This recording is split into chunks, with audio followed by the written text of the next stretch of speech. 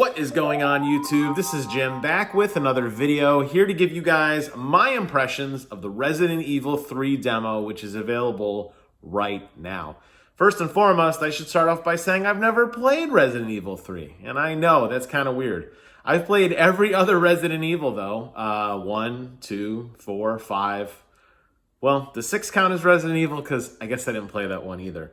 So I don't know what to expect in terms of what the original story was about. I can say, though, I played Resident Evil 2, and if you guys listen to the podcast I did with Brent, we talked all about our favorite games of the year. Resident Evil 2, definitely one of my top 5 games.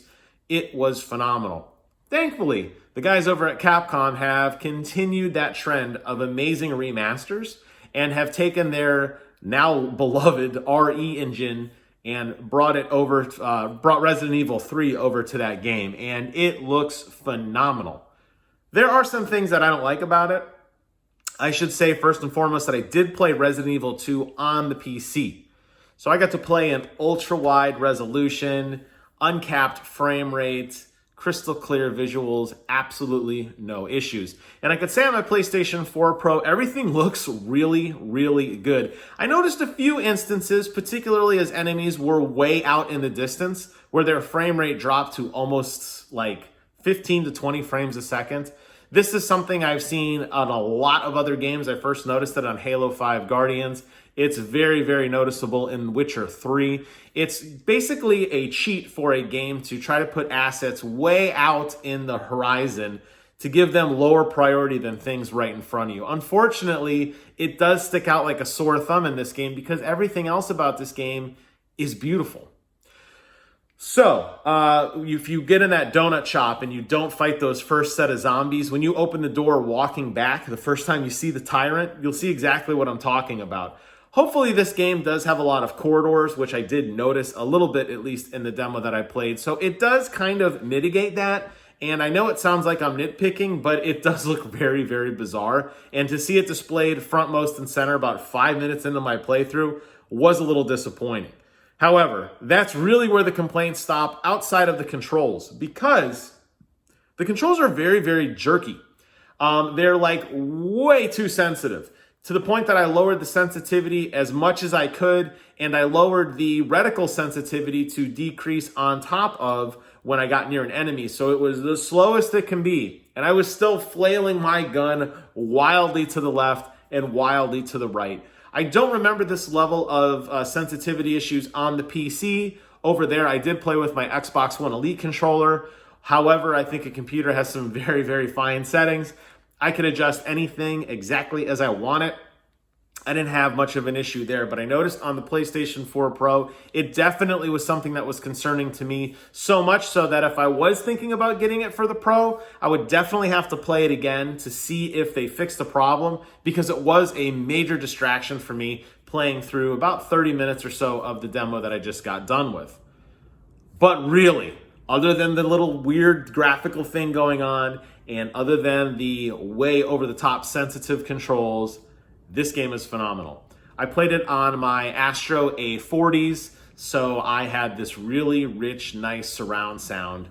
The music alone, just this constant, very slow kind of like a brooding music, really sets the tone. But they've done such a phenomenal job of giving so much dynamic sound. And I know we talked a lot about last night about the PlayStation 5 reveal with Mark Cerny, talking a lot about 3D audio. I don't even know what that means, but this was awesome. I can only imagine how much cooler that could be, because the audio in this is really, really good. And you hear all these little creaks and cracks of the building, the door closing behind you, enemies kind of sliding and groaning off in the horizon. And it really does set a very good ambiance for these jump scares. And there was about 3 times in a 30-minute demo that I went, ooh. Particularly at the end, which I will get to.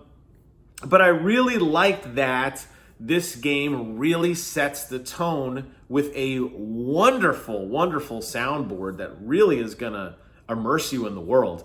And I think it's going to put a little bit of terror in you. And that is exactly what I want in a Resident Evil game. I want to be scared. I want to feel like that even though I have grenades and a shotgun and a handgun and first aid sprayed, that I'm vulnerable and weak. I want that in these games. That is really the Resident Evil recipe that I have grown to love over all these years, and I'm sure this game will deliver on that. Now, I can't speak much to the plot. I can't really speak much to the characters. You play a little bit with Jill. I love the way that they've remodeled her. She is not a sex symbol. Not that I don't think she ever really was before. I know a lot of the older video games definitely gave women a little bigger bust than they probably should have. Like Tomb Raider and stuff. And a lot of the fighting games, you see these girls with just ginormous chests. Thankfully, Jill doesn't have that. I don't think she needs it. She seems like a very tough, battle-hardened cop. And that is good. That's what I want. I don't need a sex symbol. I mean, she seems like she's a pretty person. Like, she's got nice facial features and everything. But it's not like I'm oohing and awing over her body. Similarly, I don't think women ooh and awed over Leon Kennedy in Resident Evil 2, but it's worth pointing out that I think Capcom's done a good job of not over-sexualizing the character, which I think grounds her a lot, and I think is going to make her journey even more interesting, because she's not just some, like sex symbol, right? I mean, I'm not playing porn. I want to play a video game. So, good job on that. The graphics outside of that little hiccup I mentioned are phenomenal. This game runs at 60 frames a second. It's got beautiful HDR, lots of great lighting effects, and it doesn't go over the top where everything looks wet. A lot of games have this like plasticky look to them where everything almost looks like it's moving and shining. Thankfully, this game didn't have that too bad. A little place here and there, but nothing worth dinging by any stretch of the imagination. That Resident Evil engine that Capcom had worked so long on, which really was started back at Resident Evil 7 Biohazard, then slightly tweaked for Resident Evil 2, definitely shines again here in Resident Evil 3. So rest assured, if you are playing on a console, you are going to have a phenomenal experience. It will definitely be one of the trophy games of this year in terms of just pure eye candy, and I like that. They've also taken a lot of really good liberties with all of the great systems they put in Resident Evil 2.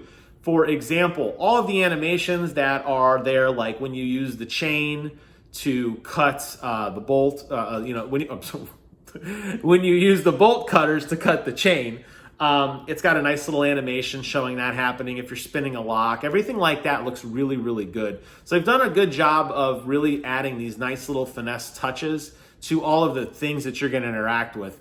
This is largely a puzzle game, as all the other Resident Evil games are. So you're going to have to run back and forth and kind of, disassemble the world essentially to get to where you need to go to. So I'm happy all those cool animations made it. I'm also happy that that really useful map system made a triumphant return on Resident Evil 3. If you're not familiar with it, it maps out every room as you go into it. And if you walk by close enough to pick up an item, it will actually appear on your map. The map will change colors to let you know if you've completely looted something or if there's something still remaining, and it also tell you what that is, whether it's an item or a safe or some sort of drawer that you can't get into yet. It's really, really nice because the game is going to kind of, I don't want to say hold your hand. It's going to make it very easy for you to return. And you're going to have to do that quite a bit because you have a limited inventory. And that is something people love or hate, but that is the Resident Evil formula. So what's going to happen is you're going to be full of stuff and you're going to enter a new room. You're going to find a shotgun on the wall. You're going to find grenades in the cabinet, and you're not going to have inventory. So you're going to hoof it back to a safe zone, dump off all your stuff in the safe. And instead of trying to remember, where did I go? The map is going to help you do that. So for as much as a nuisance sometimes as that inventory system is, I feel like the map system more than makes up for it. And I think it's going to kind of allow you to, not worry so much about picking up every single thing along the way, which is good because you want to enjoy the game. I saved the best for last. Of course, it's the Tyrant. Now, Resident Evil 2's Tyrant was phenomenal. He was a really weird, kind of like trench coat looking dude. He kind of reminded me of Destro from G.I. Joe. This very just like kind of like pale, lightly silver face. He had a top hat and a trench coat. And he was like this big giant robot dude who followed you throughout most of the game. And he was terrifying. This Tyrant is absolutely terrifying. And he does stuff that the other Tyrant didn't do. largely in the fact that he is much more aggressive. Well, from what I could tell early in the game, I don't know when this demo quite takes place in terms of the timeline, if we're hours in or minutes in. Again, haven't played the original. I don't know what I'm getting into. But what I can tell you is when you're running around with a pistol and the Tyrant is chasing you, wow. Again, going back to that phenomenal sound, as he's getting louder behind you, you can hear him running behind you, grunting and like crawling and like cracking through things, chasing you. It's intense. He does something really, really cool in this game. Actually, two really cool things. The first, he is able to leap incredible bounds, just like the Man of Steel, up and over in front of you. So if you think he's behind you and you're just going to run into the next objective, you've got another thing coming. He is going to force you to engage or at least take another route, which is absolutely terrifying the first time that it happens. I did not know he can do that. It may turn out to be slightly annoying. I'll have to see as the game comes out, which I'm totally getting this one. I'll have to see when the game comes out if they've tuned that back a little bit, because it could be annoying if you're just really out of weapons and it's like, well, you just leave me alone. Like, clearly I got mad jukes, son. I got jukes for days. I don't want to keep running into you and running back and like, just get out of my way. I get it. You're scary. You're going to stop me from looting and exploring. That's cool. However, leave me alone. The other cool thing that the Tyrant does is he infects nearby zombies, turning them into like super zombies. They have this giant thing on their head, which turns into like a whip almost. And it has an incredible AoE. So in the first area, being a big dumb idiot that I am, I shot the red barrel before any zombies were nearby it. So in that first starting area for me, all the zombies were chasing me and I just kept running away from them because I had other things to do. When the Tyrant appears, he begins to infect all the other zombies, therefore making them even more lethal. So it really is in your advantage in this game to take your time and clear every area. Thankfully, they give you a knife with no durability. Unlike that other nonsense in the other Resident Evil game, you can swing your combat knife to your heart's content. Everything that's dead, poke it and make sure it doesn't move. This will help you save ammunition. Maybe you shoot a zombie in the leg, run up behind him and stab him in the head a few times. There are going to be a lot of options for this weapon. You're going to be forced to use it a lot, but it does tie back into the overall system of really clearing everything to save yourself the trouble, because you don't know when or where the Tyrant's going to appear. And in that final moment, when the dude busts through a wall like the Kool-Aid Man, you know all bets are off on this game, and you know that they're going to throw this guy at you early and often. There are no safe spaces in this universe, with the exception of the safe room in the demo. But the dude stood right outside and waited for me and ultimately cost me my life more than once. I love Resident Evil 3 and the little bit that I played. This demo absolutely sold me. I cannot wait for this game to come out. Most likely I'll pick it up on computer again. I love the trainer I had for Resident Evil 2, which gave me unlimited ammo and unlimited weapons. I had a lot more fun with that. I have a feeling I'll do the same thing here, particularly because I can dope back the controls just a little bit, and I love playing on an ultra-wide monitor. But if you're not a PC master racer or an ultra-wide master racer like me, fear not. You're going to pick this up on the console of your choice, and you are going to have an absolute blast. I hope you guys enjoyed this quick look at Resident Evil 3's demo. Check it out. Tell me what you think about it. Thank you guys so much for watching. Take care of yourselves, and until next time, I will see you guys on the other side.